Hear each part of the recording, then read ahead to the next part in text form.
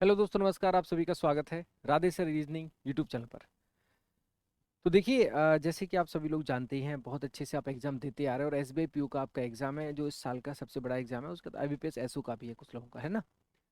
तो SBI PO prelims में अब आपका जैसे क्या स्ट्रेटजी होनी चाहिए, अभी आप एक बात जरूर जान लें कि जिनका 17 को 18 को 19 का एग्जाम है, अब बहुत ज़्यादा परेशान होने की जरूरत नहीं है। कुछ नया पढ़ने की जरूरत बिल्कुल नहीं है ना। रीजनिंग में, क्वांट में कुछ भी ऐसा पढ़ने की जरूरत नहीं है।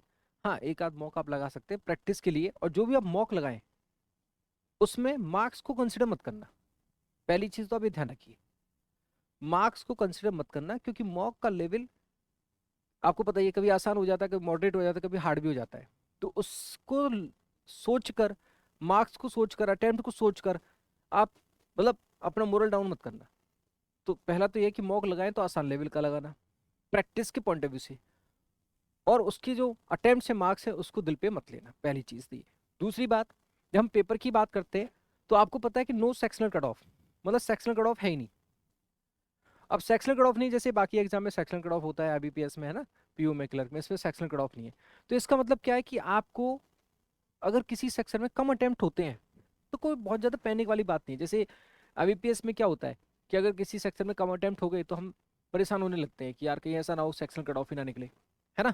तो यहाँ पे सेक्शनल कट ऑफ नहीं है, तो इसलिए कोई भी गैस वर्क नहीं करना है। इस बात का विशेष तौर पे ध्यान रखो। हाँ, इंग्लिश में ऐसा होता है, कभी कभी थोड़ा सा आपको डाउट आएगा, इंग्लिश में ज्यादा हो जाता है बेसिकली कि यार पता नहीं चल रहा है। लेकिन स्पेशली रीजनिंग और क्वांट में गैस वर्क नहीं करना है। जितना भी अटेम्प्ट हो, डिपेंड करता है पेपर का लेवल क्या होगा, डिपेंड करता है ना। किसी किसी शिफ्ट में थोड़ा आसान भी आ जाता है, किसी किसी शिफ्ट में थोड़ा हार्ड भी आ जाता है, ये भी डिपेंड करता है। और एक्चुअली पिटारा तो कल खुलेगा तो डिपेंड करता है, लेकिन उसमें गैस वर्क नहीं करेंगे। अपने नॉलेज के अनुसार जो आपको बेस्ट लगता है और जब आप श्योर हैं तभी आप उसको मार्क करें, ठीक है, पहली चीज। दूसरा, जब भी आप क्वेश्चन पे जंप करते हैं, आपको क्वेश्चन नहीं हो पाया या हो गया, तो जैसे सवाल हो गया और जंप कर जाते हैं आप, जंप करते हैं ना, तो सेव एंड नेक्स्ट का ध्यान बिल्कुल रखें। किसका ध्यान रखें? सेव एंड नेक्स्ट का। बहुत सारे बच्चे ऐसे होते हैं जो इस मिस्टेक को कर जाते हैं और उनकी जो मेहनत है थोड़ी सी बेकार चली जाती है।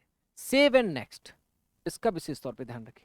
अच्छा, हाउ टू अटेम्प्ट, अगर मैं रीजनिंग की बात करता हूं तो पहले इस क्वेश्चन से आपने स्टार्ट लगाना स्टार्ट किया। अब जैसे क्या है, क्लर्क की बात अलग थी, क्लर्क में क्या थी कि भाई लगातार सारे सवाल करने हैं तो 35 की 35 कर रहे थे। एसबीपीओ में जनरली ऐसा माना जाता है कि भाई सारे सवाल शायद नहीं हो सकते, टाइम क्योंकि लेवल थोड़ा सा सही भी रहता है और टाइम कम पड़ जाता है, तो हमें कुछ सवाल छोड़ने भी पड़ जाते हैं। तो जैसे सपोज करो शुरुआत पजल से हो गई, रीजनिंग में अगर हम बात करें, और आपको पजल को ना थोड़ा सा अवॉइड करना चाहिए।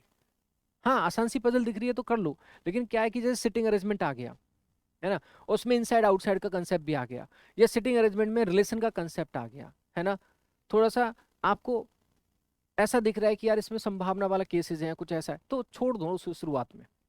पहली अगर सिटिंग है, कोई ऐसा पजल है तो ज्यादा टेंशन मत लो, छोड़ दो। मिसलेनियस आपका नहीं रहना चाहिए उसके चक्कर में। कभी कभी क्या होता है, हम पजल को करते करते करते लास्ट में पहुंचे ही नहीं, और लास्ट में सपोज करो पता चला 3 क्वेश्चन लॉक के थे या 3 क्वेश्चन इनइक्वलिटी के थे। तो ऐसा नहीं होना चाहिए कि हम उन सवालों को छोड़ गए जो कि हमेशा बोनस वाले क्वेश्चंस होते हैं।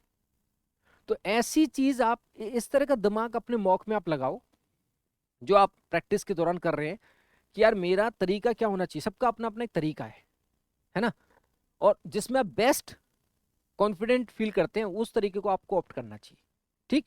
लेकिन फिर भी सलाह ये है कि अगर शुरुआत में पजल है तो उसको ना करके पहले मिसलेनियस कवर हो जाए, अच्छी बात है। क्योंकि जब हम ये मान के चल रहे हैं कहीं ना कहीं 35 क्वेश्चन है, तो 35 क्वेश्चन में से आप हम मान के चल रहे हैं 15 के आसपास आपका मिसलेनियस हो गया, 15 से है ना, और 15 से 17, और कहीं ना कहीं आपका 18 से 20 आपका हो गया पजल का पार्ट। ये मान के चल रहे हैं, मतलब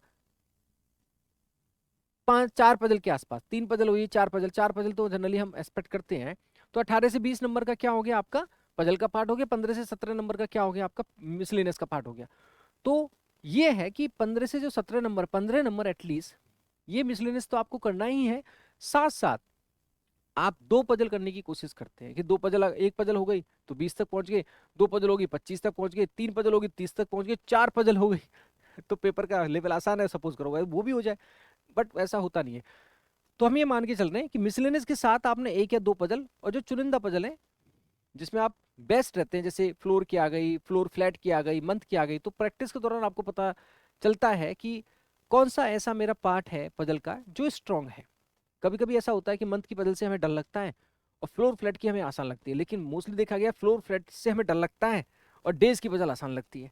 तो जो पजल आई है उसमें से आप सेलेक्ट करवा कि इन पजल में मैं जनरली ठीक रहता हूँ या मेरी अंडरस्टैंडिंग अच्छी है या प्रैक्टिस अच्छी है, उन पजल को आप अटेम्प्ट करें।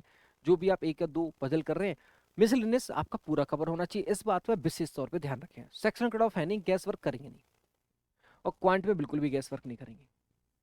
क्वांट में भी अर्थमेटिक पार्ट को आप थोड़ा सा अवॉइड करें क्योंकि वो फंसाने वाला हो सकता है, मेरा अनुभव ये कहता है वो फंसाने वाला रहता है। तो आप जो अलग चीजें क्वाड्रेटिक इक्वेशंस है ना, आपका डीआई है वो आप सेलेक्ट कर सकते हैं, है ना, अप्रोक्सीमेशन का क्वेश्चन आ जाए वो कर सकते हैं, नंबर सीरीज जो आपसे हो जाए वो कर सकते हैं। तो इस तरह के सवालों को आप चुनें और अर्थमेटिक में तब टाइम स्पेंड करें जब आपकी सारी चीज़ें कवर हो जाती है। ठीक है, तो इस तरह से आप अपनी एक भूमिका बनाएं, अच्छे से पेपर दें मेंस के लिए, फिर ऑफ कोर्स पूरे 10 से पूरी मेहनत से करेंगे। और जो बच्चे जिनका 19 को है या 20 को पेपर है, मैंने 10 स्पीड बूस्टर कराए हैं, अभी मैंने कल ही खत्म किया है, 10 एक्सपेक्टेड पेपर कराए हैं एसबीआई पीओ प्रीलिम्स को लेकर, उसकी प्लेलिस्ट है चैनल पे, आप जाके उन 10 पेपर को प्रैक्टिस के पॉइंट ऑफ व्यू से समझ सकते हैं, कर सकते हैं, और वहाँ जो सॉल्यूशन है जहाँ पे आप अटक रहे हैं उसको आप समझ सकते हैं। तो 10 प्रैक्टिस पेपर आप कर सकते हैं जो कि मैंने कल ही खत्म किए हैं इस चैनल पर। ठीक है दोस्तों, तो सभी को ऑल द बेस्ट, और बहुत अच्छे से शिद्दत से आप पेपर दें। ठीक है, कूल होकर पेपर दें, और बिल्कुल भी नेगेटिव लोगों से दूर रहें, है ना, नेगेटिव डिस्कशन से दूर रहें। अभी आप सिर्फ और सिर्फ एक ही चीज़ पे फोकस करें, वो है आपका एग्जाम, शांति से और आराम से पेपर दें। मॉक में जो मार्क्स आ रहे हैं उसको आप ध्यान में ना रखें, अपनी प्रैक्टिस बनाए रखें और तसल्ली से एग्जाम दें। Thank you so much, God bless you, all the best.